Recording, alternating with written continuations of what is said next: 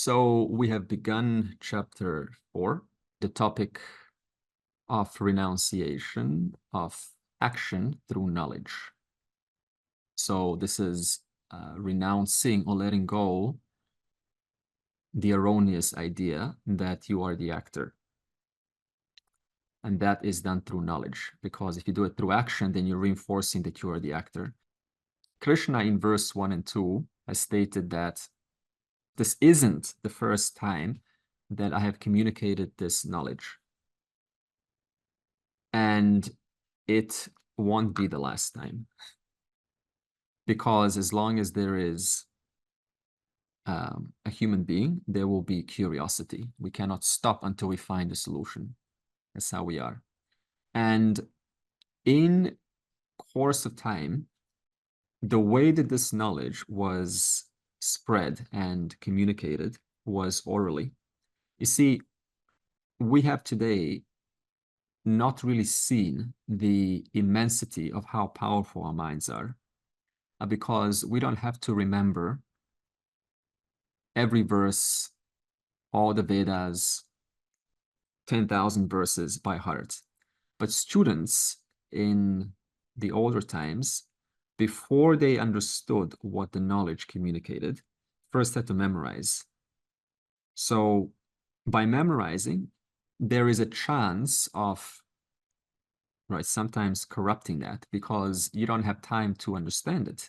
So if you memorize, if you spend 5 or 10 years memorizing a book, then that's 10 years of not understanding what you memorized. So this means that by the time someone asks you, because you are the holder of knowledge, and someone asks you, so you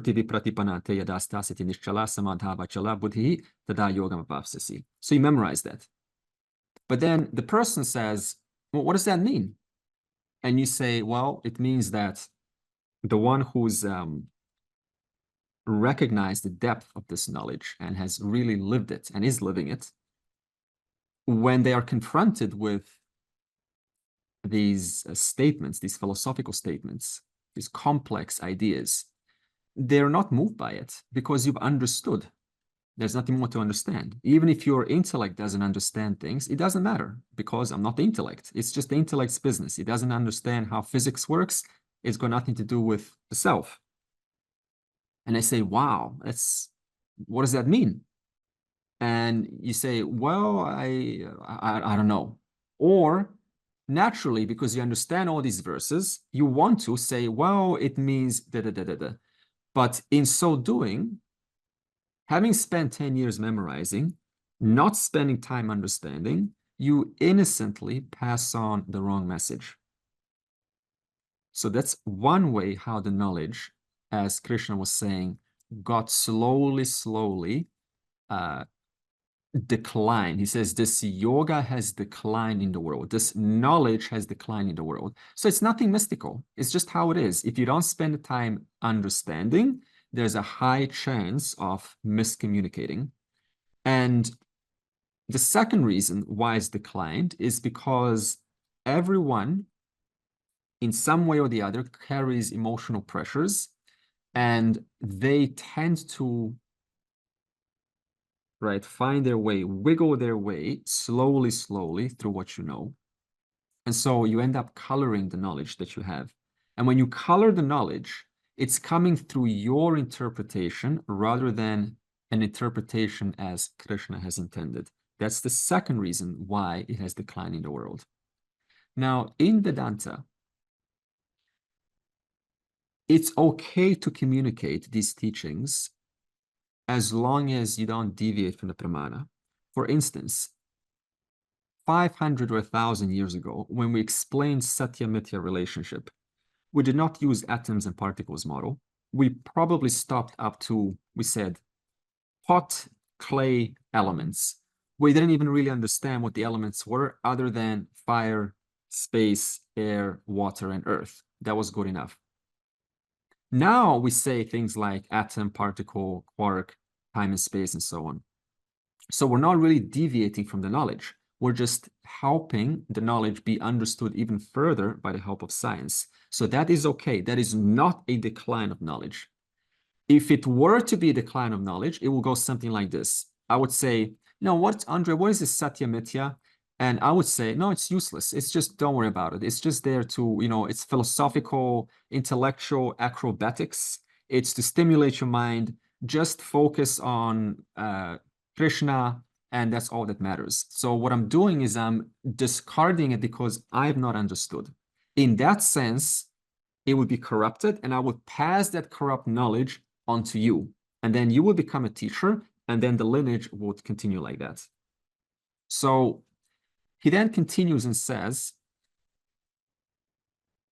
having this knowledge being reduced in its quality because of this corruption, this coloring in, who is truly qualified to pass this knowledge to the next qualified, non-biased kind of mind, the mind that's not going to color it in? So he says in verse 1 and 2, he says, this knowledge has been handed down from generation to generation. Suppose I hand you the knowledge of how to make paper airplanes. Would you pass that on? Would you like fight and sacrifice your life to continue passing on this knowledge? Why not? Because you and I don't value making paper airplanes. But if I pass something on to you and it changes your life significantly in a positive fashion, do you want to pass it on now? Yes. So it has affected you to the core. It has sincerely, measurably created a tangible, effectual feeling about yourself, about the cause of the universe, about everything. Now you are so inspired that you must pass it on, because if it's done so much for me, it's just, how can I not pass it on? Because the value is so immense. So that is the first qualification for handing down from generation to generation. It's affected my life, thus I pass it on. Let's look at Arjuna. Arjuna was, like most of us are, having a lovely, happy childhood. You remember your childhood?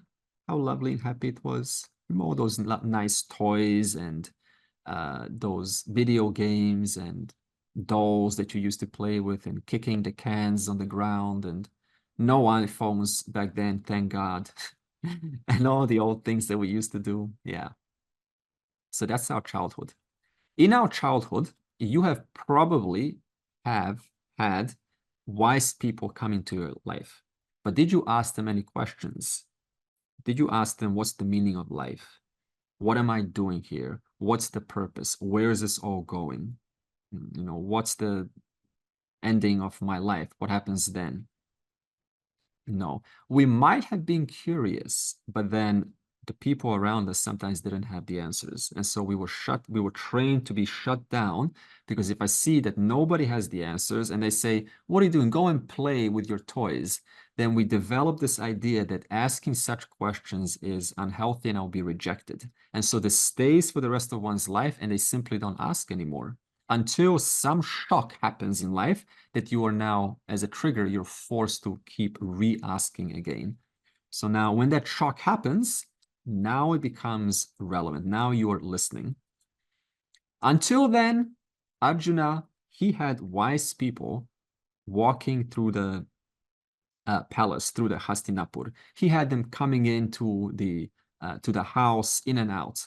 But he was concerned with princely skills. He was concerned with archery and making friends and being charming to women. He was concerned with all of this. And right next to him or her, he had one who could have shown him or her that which has no higher. But he simply was not in a position to inquire. Thereby, until you are ready and see that I have a void in my own life, you're not going to keep asking such questions, because you are happy with the saviors around you, the toys, the gadgets, the small college degrees, the university degrees, the fame. This is all saving me, and I'm happy with that. The question is, when do you finally become ready? Well, 12 years Arjuna was in the forest. And he was once again concerned with princely skills, revenge, with getting them back, with being out there, just waiting for those 13 years to expire. And then he could finally get him. Now, in that time, what happens in your mind while you are not at the actual event? Only one thing. You only got your mind. And what does your mind do? It creates scenarios. Before that date, remember that hot date that you had once booked? Someone invited you? Before you went to the date, what was going on in your mind? Anything other than how it actually was. How it actually was totally different than what your mind has created. Arjuna was in the exact same situation. All of the Pandavas were. He created this scenario. I'm going to get them, and I'm going to just go into the middle of the battlefield. I'm going to say, I'm going to blow the conch, or Krishna will do that, and we will just do what we have to do. So this is the nature of the mind. So until he finally exposed himself to real life, that fantasy bubble of his popped immediately, because the real world in that moment became louder than his own mind. And this is very indicative of how the moment of depression can start, or that moment of huge disappointment or anger, or how could this happen? I never expected this. So in other words, all this time I had an idea what's going to happen, but real life pops everyone's bubble. So this is the lesson that wants to show us in chapter 1. Life will always pop your bubble. Until that happens, the wise person can show next to you, and they can tell you the best knowledge, the best techniques. You won't even see them. Kind of ironic, isn't it? You won't even see the one that can give you the greatest of the greatest without any higher than that.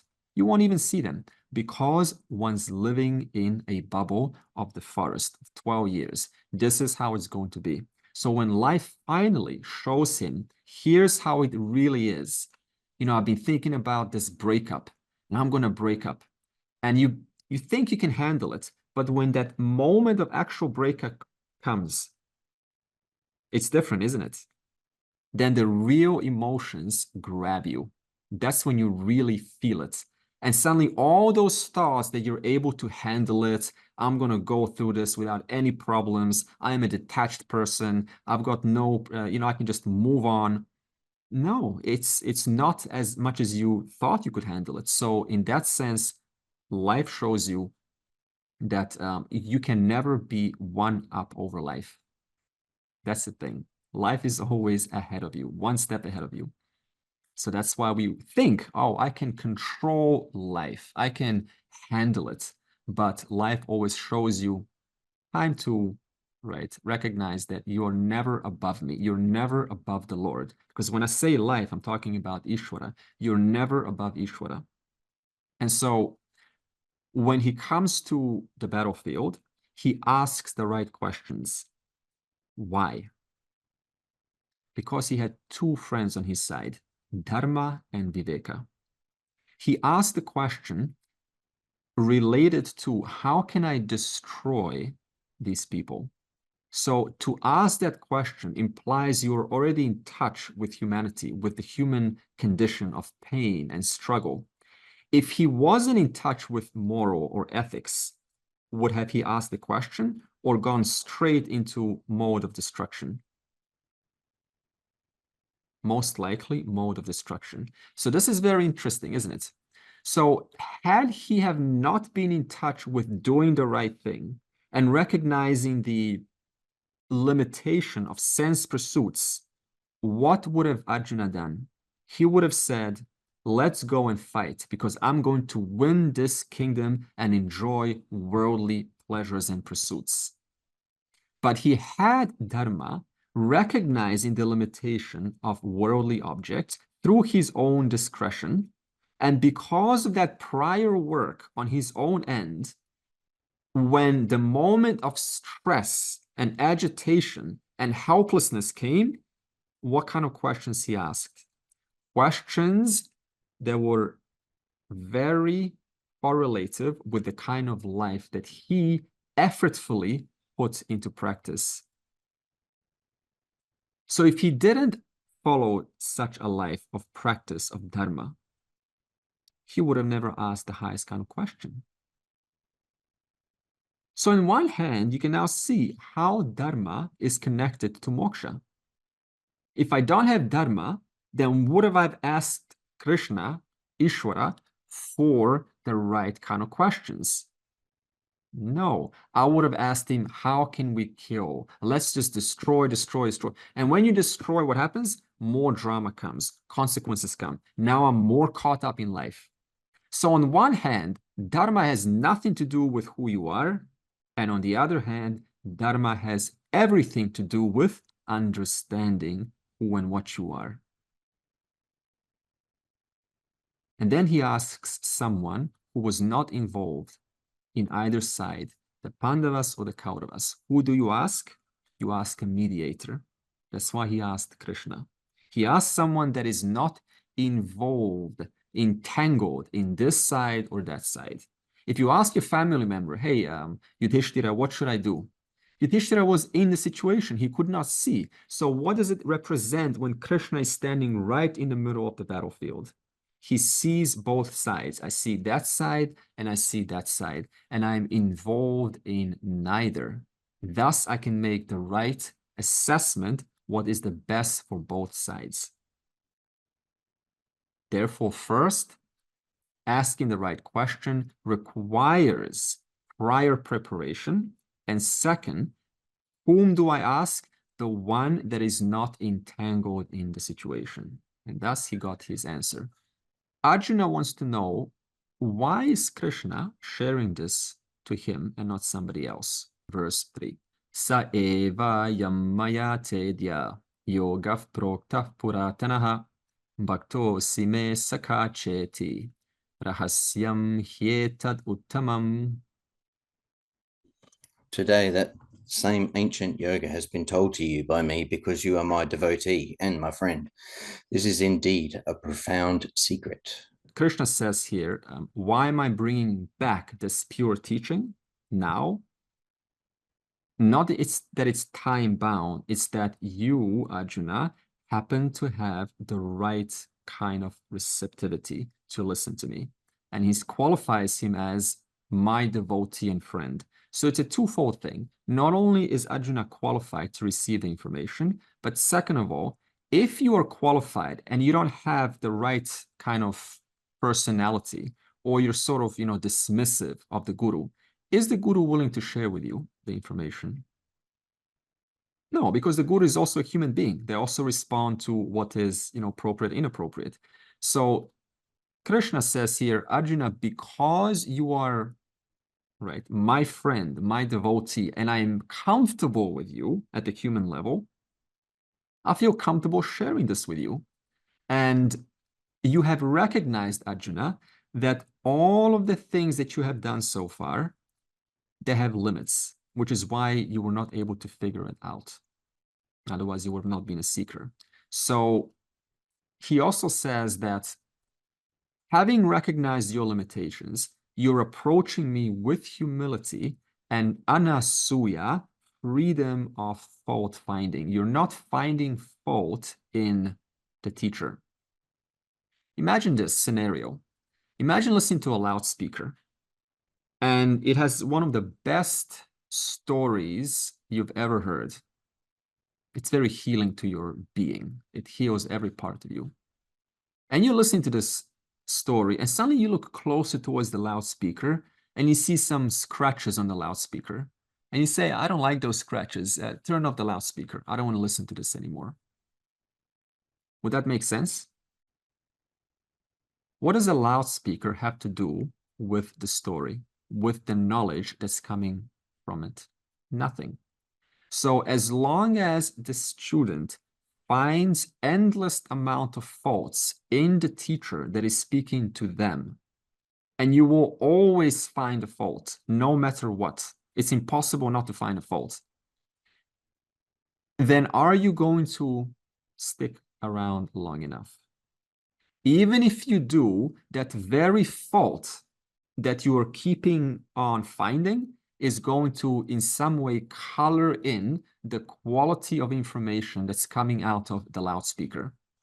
Because they have that scratch on them, they do that, they do this. Therefore, the words that they say carries the tone with the coloring in of your own fault finding. So what does Krishna say here? Arjuna, because you are my friend and you're comfortable and you don't find faults, even though I have faults, but you don't allow them to override my desire to help you, I will share this knowledge with you. And you are the best at everything. You have acknowledged that. You are the best. You have had a life of fullness and love and grace and family and wealth, and you got wonderful brothers. You've got it all. And despite that all, you have also told me there is still a void in your life. This is not some person who's just getting into life. It's really funny because someone is just getting into it. Suppose they're young and they're at 20s or 30s, like say 25, and they say, you know, I've seen it all and done it all. I feel a void. But then you have someone who's 60. They also say, I've seen it all and I've done it all. I also feel a void. And then you have someone who's 80 and they say the same thing. I've seen it all and not done it all. I also feel a void. A void is a void, isn't it? A void is always a void. So whether you're 25 and you say there's a void, or 85 and you say there's a void, it's still a void. But then you have Arjuna. He is successful and he's brilliant and he's talented and he's smart. And he too says, I have a void in my life. I am empty. It's as though everything I have lived hasn't have any real meaning or purpose. It's as if nothing ever happened. It's as if just a series of images flew past my mind with a bunch of sounds and events and screams and shouting and kisses and friendship and parties and hooray, happy new birthday. All of this has happened. And here I am still feeling a void. And Krishna says, I know that you are admitting that. And that is why I'm willing to be on your side and show you this knowledge. And thereby, Arjuna feeling comfortable, he asks Krishna, ready to receive, to feel, to understand why is there a void in my life? Because everything I have done with whomever I have done it with, for as long as I have done it with, the void can never be filled. The only thing that keeps changing are the faces, the language, the accent, the clothes they wear, the houses I come into, the streets I drive upon, the parks I'm in, the foods that are different tastes from different cultures, all of that, millions of combinations of tastes and smells and sights and sounds, no amount of combination can fill that void. So Krishna, recognizing this void in Arjuna, says, I'm ready to show you this knowledge. Here's a very interesting question from Arjuna. And he says, well, before you say that, I have a question for you. And that question is in verse 4. Arjuna uvacha aparam bhavato janma param janma vivasvataha katam etad vijaniyam twamadau proktavaniti. Not so long ago, whereas Vivashan's birth was a long time ago. How am I to know that you told this? Sorry, how am I to know that you told this to Vivashan in the beginning? So in verse 1 and 2, he said, I taught this imperishable knowledge to Vivasvan. Vivasvan taught it to Manu, and Manu taught it to Ikshvaku. Who are these people? They are willing participants, willing to spread the knowledge. So you can attach whatever name you want onto them. Vivasvan was born a long time ago, before Krishna. And Krishna was born relatively recently in a prison to Vasudeva and Devaki. And Arjuna is showing a very interesting trait here of a brilliant student. So he's speaking to Lord Incarnate, and he has the capacity to question the Lord. He doesn't sit down in classes and just go, okay, okay, yeah, okay, I listen, Guru, okay, you're the Guru, I don't know anything. He uses his discernment and he or she asks and has no problem doing so. And this is a very good, healthy trait of a student. Doesn't matter who you talk to, who they are to you. If your discretion is such, you use it to resolve your own doubt, to help yourself. And thereby, Krishna says, Arjuna, the reason why you think like this is because I'm not speaking as Mr. Krishna, the person that you're looking at me right now. I'm speaking as Ishvara, and Ishvara is speaking through Vivasvan, is speaking through Manu, is speaking through Ikshvaku, is speaking through Krishna, speaks through Rama, speaks through the entire parampara, speaks through Shankara, speaks through the latest teacher. So this is what how Krishna resolves the question. And so Krishna then answers this question in more detail in verse 5. He will now get into some technicalities between the difference of Ishvara, Avatara, and a Jiva. Verse 5. Shri Bhagavan Uvacha Bahuni me vyatitani Janmani Tavachajuna Tanyaham Veda Sarvani Natvam Veta Parantapa. Sri Bhagavan said, many births have passed for me and for you too, Arjuna. I know them all, whereas you, Arjuna, the scorcher of foes, do not know. So two keyword phrases to keep in mind. I know them all, whereas you do not know. So the word you here is referring to you and I, or anyone that's alive. And I know them all is referring to Krishna. However, you're going to be questioning what is this word I specifically referring to. So let's take it line by line. So he says, I know them all, whereas you do not know. Okay, so let's talk about you. Okay, so what do you know? You know what you know, right? You only know as much as you know. You don't know what you don't know. So do you know why you got a male or a female body? No. Of course, the science will tell you because of the genetic disposition, right? Okay. But there's more to it according to Vedanta. Do you know why you were born with a certain skin color in a certain country, at a certain place, at a certain time? No. Do you know why you were born to bear the life that you're enjoying right now, with the situations that you're surrounded by? Do you know that? Why are you put in this situation and not that situation? For instance, you could be born in the same country, and some of us are born near a border of a country that's in war. And some of us are born just 100, 200 kilometers away. Now, whoever is born near the border, suppose there's a massacre there. So then why is one born there and not 200 kilometers away? Suppose it's their hometown. There's also a reason for that. We just say it's all an accident. This is because we use what's called simplifying. We simplify reality to feel good about it. But according to Vedanta, there is a reason for why your life is the way that it is. Can you remember your past lives?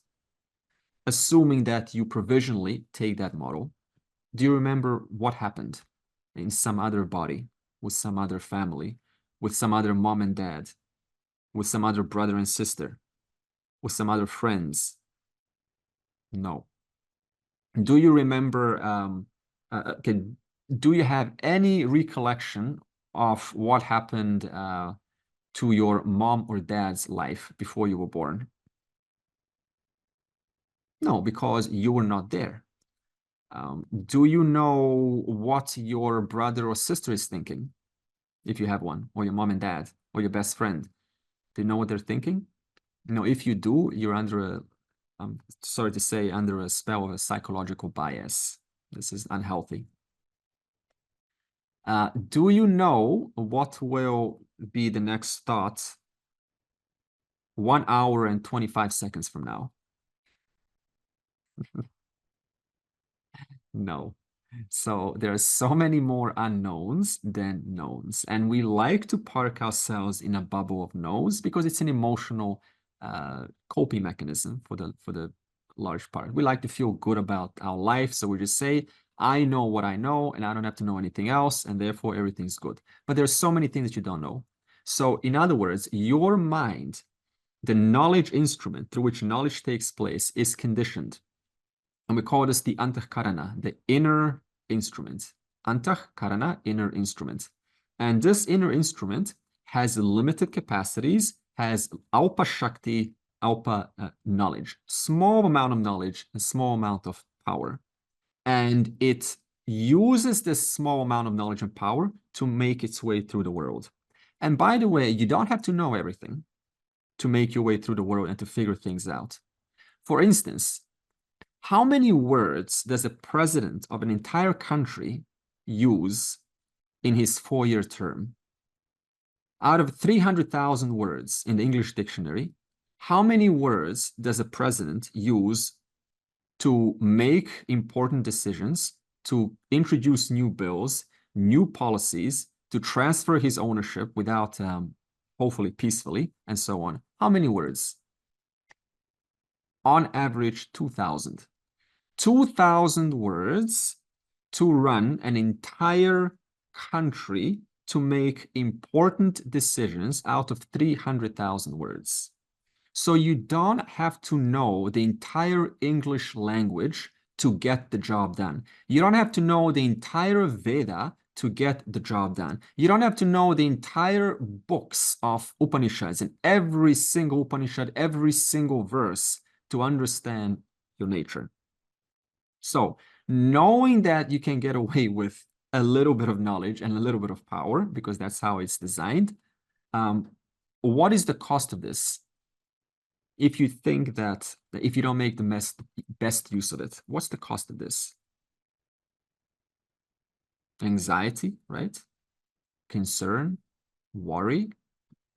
So that is the cost. And that is why anxiety, concern, and worry is the standard default state of most individuals. Because there are so many unknowns.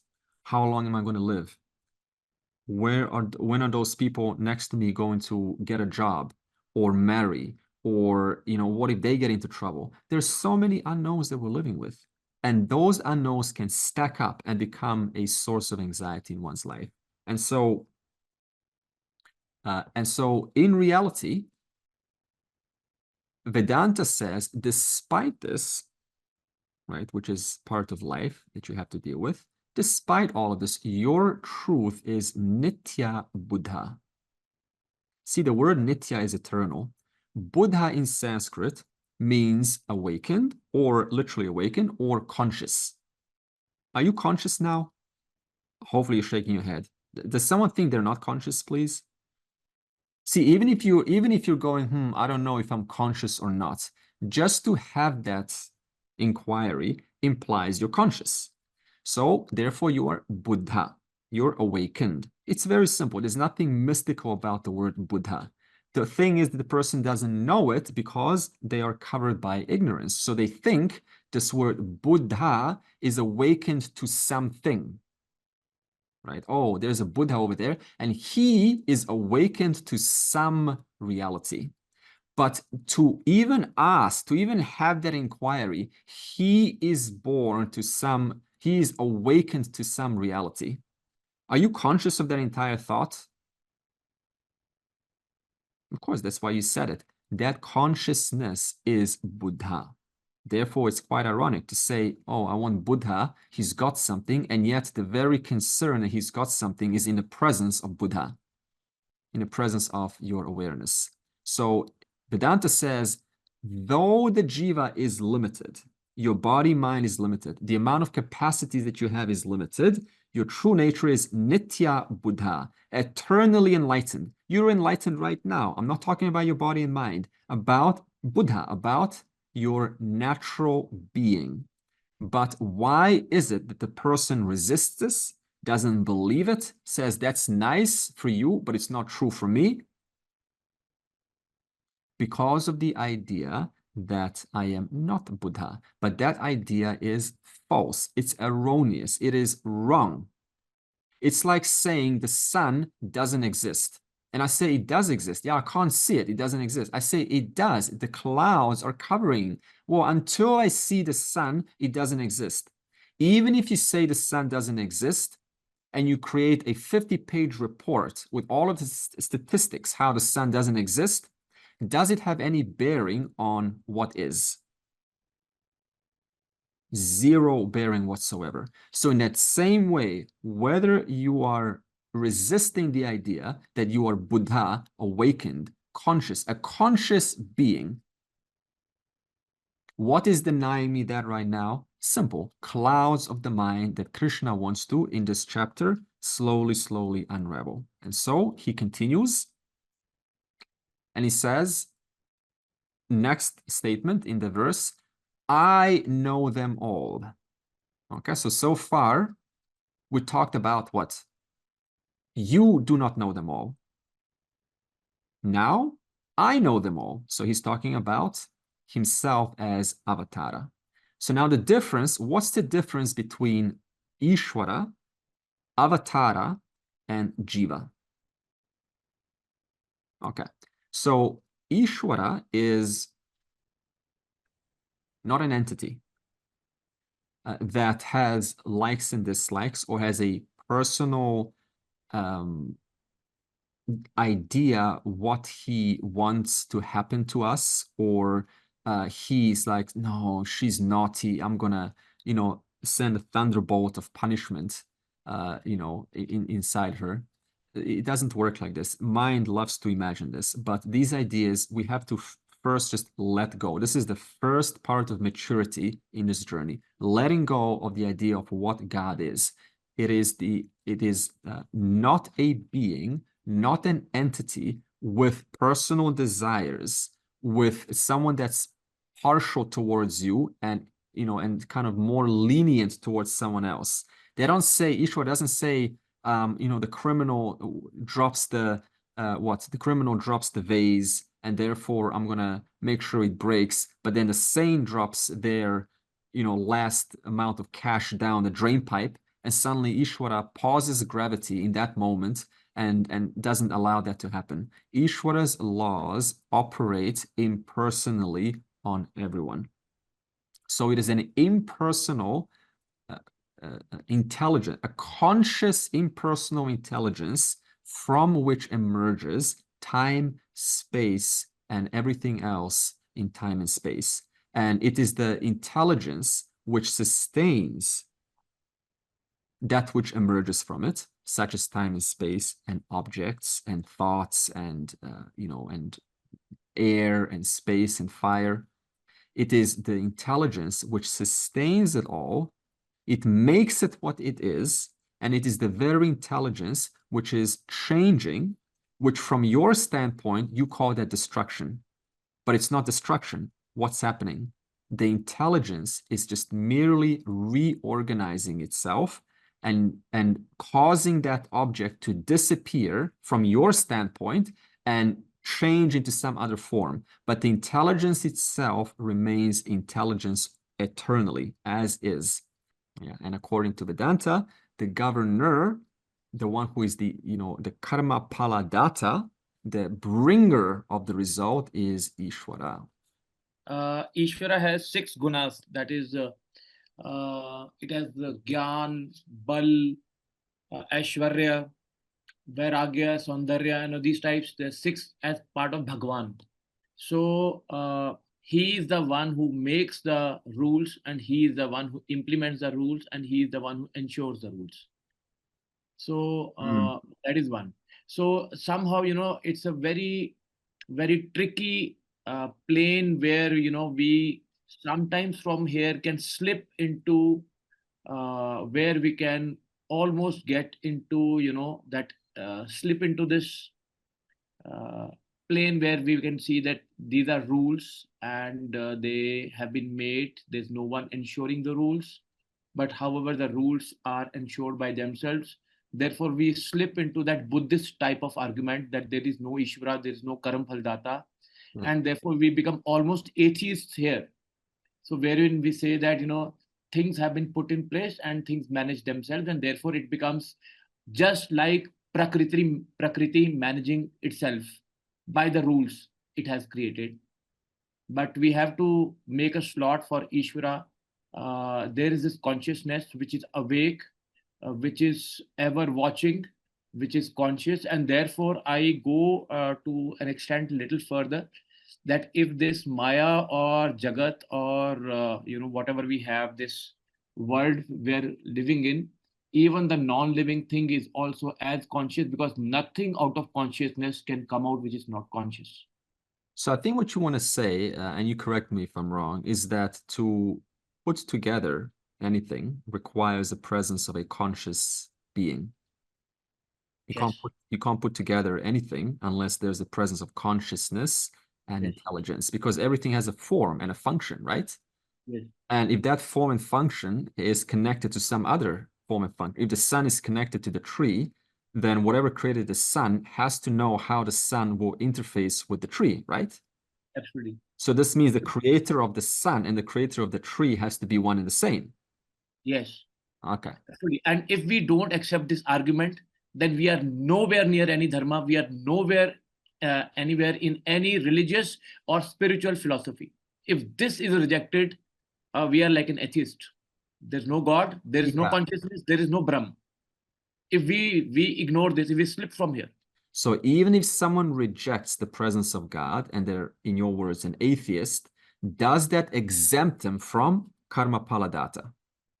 No. So going back to the original question, even if I don't recognize the presence of God, the fact is the laws, you don't even have to call it God at all, because people get triggered by that sometimes. The point is I still cannot go outside the laws, because nothing is outside Ishvara's order. It's almost as if you have this one big ball, and everything, time and space and laws and all cause and effect, and who gets what and what is yet to come, all of that is happening in here, and there's nothing outside this ball.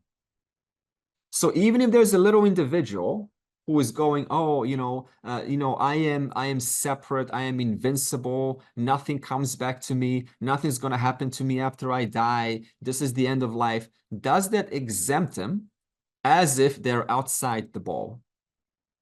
No, they are still within the ball. So it is in one's interest to recognize how things operate within this creation, so that I can have a relatively easy, peaceful, smooth ride, so that I can move up the branches, as we call chapter 15, the Ashwata tree, move up the branches little by little from one branch to the other until I come to the last branch where the Guru has been waiting all along and saying, I've been looking down upon you, jumping like a monkey with branch to branch, eating bananas left and right, thinking, oh, I'm invincible, nobody can touch me, there's no God, blah, blah, blah, blah. And now you are here just like everyone else is yet to come. And now when you look down, you see the same thing that you have been doing.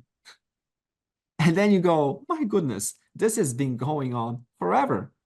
And so everyone eventually has to find their way up to the top. And then when you get to the top branch, then what happens? Then you start to ask, as Arjuna did, the Guru for the final knowledge.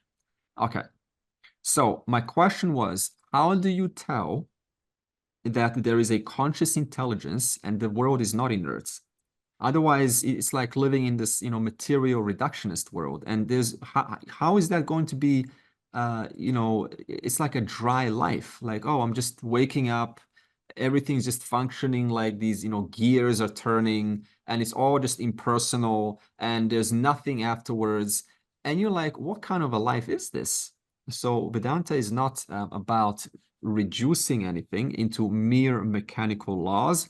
It is saying it is an intelligence all around you. It's an intelligence, and your eyes are programmed to see the intelligence. No. To recognize consciousness? No. Your eyes are only programmed to see forms. Until you ask and begin the inquiry, the eyes and the ears and the mind will never get to the final reality. In fact, the only thing you can possibly get to are more things within the bubble. And then you can start to postulate how things work. And this is how science basically works. I can only observe what I can observe, and then I make certain laws, and I convert those laws into mathematics. So now what becomes plus or minus the God in science? Mathematical formulas and concepts and ideas. So now when you ask the question, then you see that this intelligence is everywhere, because it's allowing all things to function and communicate with each other. Otherwise, how could you have two things communicating unless they're created by the same creator? Okay. Now, what about the jiva? So we've spoken about Ishvara. What about the jiva? So now the jiva is where one takes oneself. Remember, I said you are Nitya Buddha, eternally awakened, eternally limitless. So the eternally limitless being seemingly takes oneself as one of the many, and thereby engages through karma in the world. And engaging in this world, what happens? You gain adrishtapala, unseen consequences that are coming to you and fructifying every single day. So what dictates today? Things of yesterday. What will dictate tomorrow? The kind of day that you have tomorrow. The kind of day that you have today. And not only the kind of day that you have today, but the kind of day you had yesterday. And then the kind of day you had 50 countless lifetimes ago. So every single day, your day is a reflection of all of the things, the unseen causes that have taken place in the past. That's a jiva. So a jiva, finding oneself as one of the many, you say, I need to survive and find fulfillment in life. And for that, I need to go out and do many things. And when you do many things, you gain adrishtapalam, and adrishtapalam keeps you in the loop, keeps you jumping like a monkey in the tree. That's a jiva. What about an avatara? Krishna. An avatara is Ishvara, which we said is now intelligence. We said Ishvara is intelligence. So this intelligence manifests or gives rise to one being who is not a product of ignorance and not a product of adrishtapala, but born for a reason of fulfilling a purpose. Andre, I have a question. Go ahead. If the jiva is jumping from tree to tree, Yeah. that doesn't feel very like settled and aware, or with like if you have that knowledge, you would be more serene, more like not jumping, sounds more anxious. Then how does that make the jiva? Does it? So metaphorically, that's what the jiva does. So we have a big tree, branch, and then we have some branches on the top. Okay. Now there's only one tree. That's why I said there's only one. Imagine like one big bubble. Now the only limitation of this example is what? I'm giving it boundaries, right? So now we have to remove those boundaries. But for the sake of mind, we create it like this.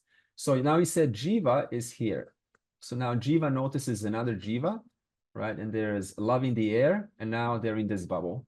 Now this jiva gets crossed out eventually. That's called, moving on. And then you're on to the next branch because there's something, better over here, something more conducive for your values, for your growth. Now, eventually start to see the limitation of love. I'm not saying anything's wrong with that, right? I'm just saying that it can give you so much, but it cannot give you everything. Love of a house, right? And then, right? And then sometimes there's a crash, right? Financial crash. So you have to go down temporarily, work your stuff out, resolve some issues. We call it settling accounts with Ishvara, settling accounts with the world. Now, as you start to settle accounts, you become wiser and wiser. So you're able to, right, eventually jump onto other branches, more branches that are kind of speaking more your language, more aligned with your values. You start to drop some friends that may not be so much keeping with what you know anymore. So it's sort of like there's a lot of activity, right, in this tree.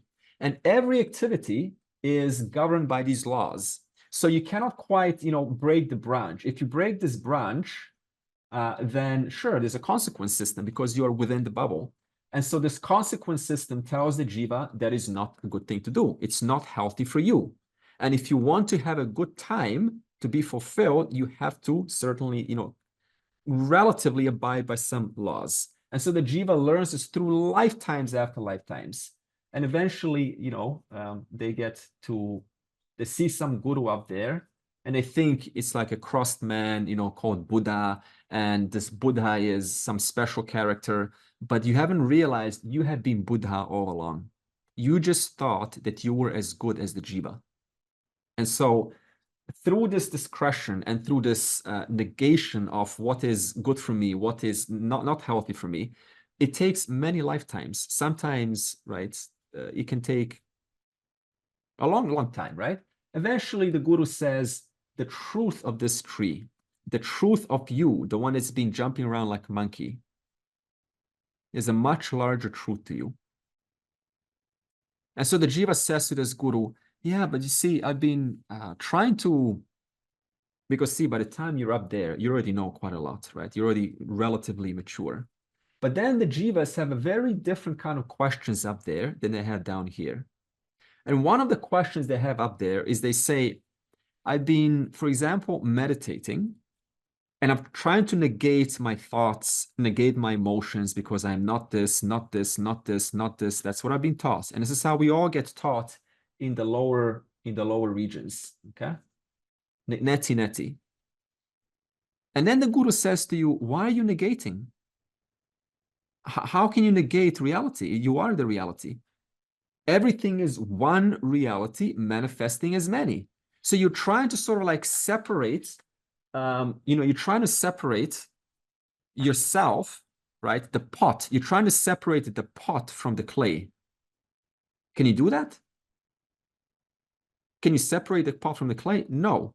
So now, but the jiva says, I don't understand. See, what I've been doing all this time is I've been trying to like, in my sort of meditation, I've been trying to like negate the ego. I've been trying to negate my thoughts, negate my emotions. But then the guru says to you, stop. That's not what Vedanta says. Vedanta says wherever there is a thought, wherever there is an attempt to negate, wherever there is a struggle, wherever there is a frustrated feeling, that's exactly where the very truth that you are seeking is. Stop this whole nonsense of negating. You will never negate the ego. You will never negate this person that you think you are. You just have to see wherever the person is, that's where I am. And so the jiva is like, oh my goodness. So even the whole negation, the whole neti was just a provisional teaching. And the guru says, exactly. It was required because you were so much attuned to I being as good as the pot that the prior teachers somewhere over here had to tell you, you have to create some discernment between you as the awareness and you as the physical body, the thoughts, the insights, the epiphanies, the memories. You had to do that. It's not like they were lying. They were just preparing you for the final teaching to ironically tell you, though you have been doing all of that, and now you're prepared, let me tell you the final truth. There's nothing to negate here. You can keep negating for eons. Keep negating one more thought, one more thought. Stop. Wherever there is a thought, what's inside that thought? What is the content of every single thought of yours? What's one commonality in every thought of yours? The jiva's thinking, oh, well, there's just like this conscious kind of presence. That's it. There's this, what do you call it? I don't know how to describe it. There's this sense of, no, stop. It's not a sense. What is the content, even inside the sense of I?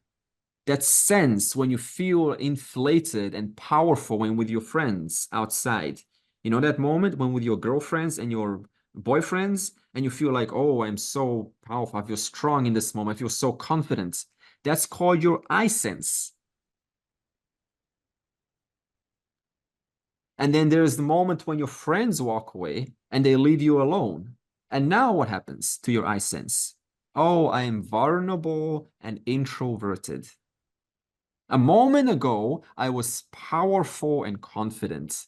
I was like this, big pot, big bloated pot. My friends left me. Now I am vulnerable and introverted. Now I am a small pot. Then the guru says to you, stop this nonsense of trying to get back to the big and powerful and so-called enlightened pot, a big, expensive pot. All you're doing is you're just changing your I sense from one to the next to the next. It never ends.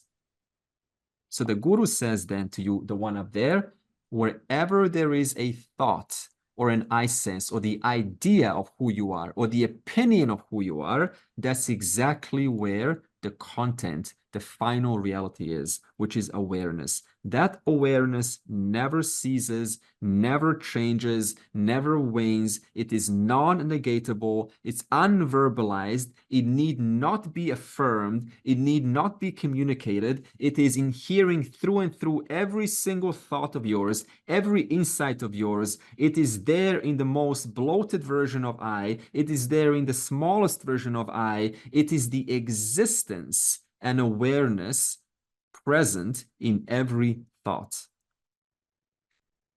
Now the jiva hearing this then says, okay, so that's what a jiva is. Okay, and then the avatara is the one, getting back to the thread, is the one who is also up there. But the only difference between an avatara and the guru that we just spoke of is the guru, the normal guru that we speak of, teachers, they're born as a jiva, also born because of ignorance, past ignorance, and adrishtapala. But then they, somewhere along the line, jumping from branch to branch, they figured it out. And they're sitting on top. So they were born ignorant somewhere there. And through hoops and loops, they got up there. Avatara is born right up there. Like you said, firstly, this neti process is trying to tell you that you are not the pot. You are not even the potness. You are the stuff with which the pot is made, and that stuff, every pot is made of the same stuff. So get away from the potness part and embrace the material part of the pot. So that is one thing. So how does a jiva accept total Advaita? I mean, we have this technique in Advaita Vedanta of a logical way of negating by way of three shariras, Yeah. 5 shariras, or 3 avasthas of sleep, dream, and this thing. So negation thing is very logically given, that I'm not this body, I'm not this mind, I'm not this, I'm not this, I'm not this. I'm the one who's dreaming. I'm also the one who saw the dream. I'm the one who saw the deep sleep. I am the one who's awake. I am the one all through this. So it is denial. The neti part is understood. But the final jump of the pole vault, where we throw the vault, Yeah. You know, is there any technique to say that, this is also me? See, if it is Advait, all this, the screen is me. Yeah. Andre is me. Yeah. This table is me. This laptop is me. Is there any technique to say that? Because that is where the problem lies.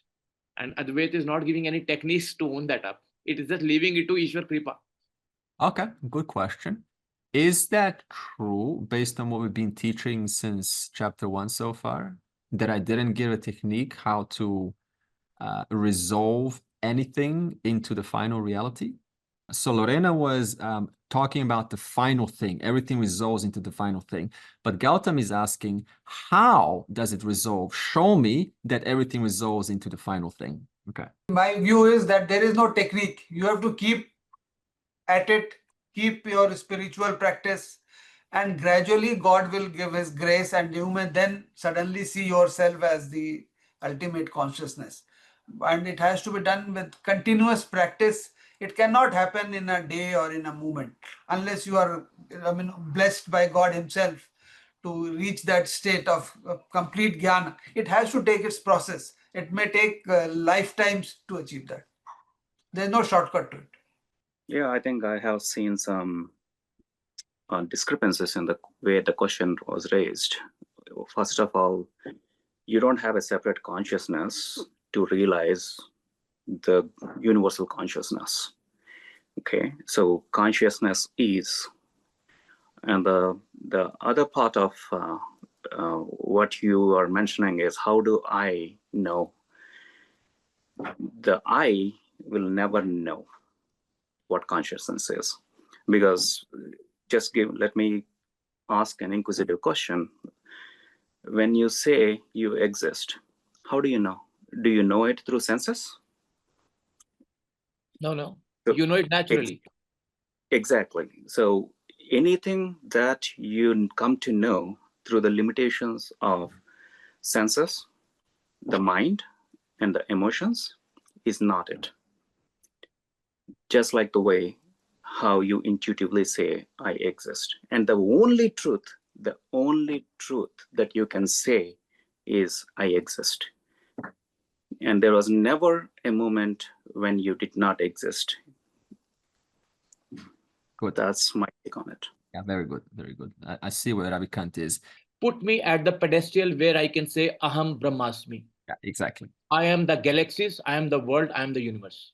I think you're saying what technique did we use in the class, what Gautam is asking, and what I can think of is where you broke down everything into finally the concepts, and concepts cannot just be there or manifest without awareness. So everything can be resolved into concepts and concepts in awareness. The way I see it is the dream. Mm. In dream, we are seeing everything and it all seems very real, right?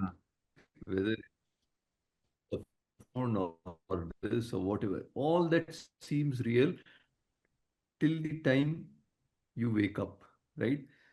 Same way, what we are seeing has to happen, which is a little beyond this. In that waking, you will realize that all this was all just the way it was in the dream.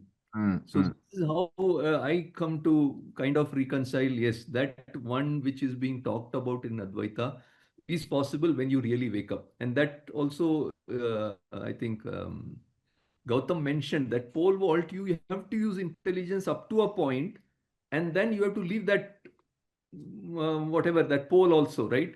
That is where that actual realization happens. And then you can say that, yes, all this is all. That's how I reconcile to teaching. Good answer. Okay, go back to Ruth's question. So consciousness is dormant. Ruth, answer this for me. Can you have water inside a wave dormant? No, because I'm saying it's part of the water, but it is the water. It's the water. Yeah. And in the how form much, of a wave. Good. And is the wave any less water than the entire ocean? No, not at all. It's all one. So now, can you say, based on that, that the wave has dormant water as opposed to the ocean? No, in that case, I was talking about humans, but in that case, no, I don't think that that would be Okay. feasible. I want us to think about this before we close. If there is one reality, will you ever experience that one reality as something new? Can then moksha, because moksha means I'm now, right, definitive, I now recognize that reality as myself. Will you ever experience it as something new? Why not? Because it doesn't change. It doesn't change, okay? And to experience something new, what does that mean? There's an It's like- experiencer and something that's being experienced. There's something new, a new reality, right, is being experienced. That means I was not that reality. But what does Vedanta say? You are nityam, you are eternally that reality. You're nityam Buddha. So now, then, can moksha, because moksha is being totally clear what is, can moksha then ever be something that you are not, quote, experiencing right now? No. Because if moksha was something that you are not experiencing right now, what does that mean? That means you have now brought some different reality from somewhere else and you have attached it onto yourself, right? So there's one reality called the experiencer, the I who's small, and now they're now in touch with something else, and now they've brought something else and they've attached it to themselves. So now the question is, which reality is now real? Is it you, the experiencer, or the experienced reality? Which one is real now? So you go into a logical problem now. So moksha is never experiencing something new. And that's why we say moksha is just total relaxation, that there's nothing to do. There's nothing to fix. There's nothing to change. There's nothing to modify because everything is already one non-dual reality. And we will see how is this so in next week when we go into the logics. Purnamada, Purnamada, Purnamudachyate, Purnamada. Purnamadaya, Purnam Eva Avashishyate. Om Shanti, Shanti, Shanti.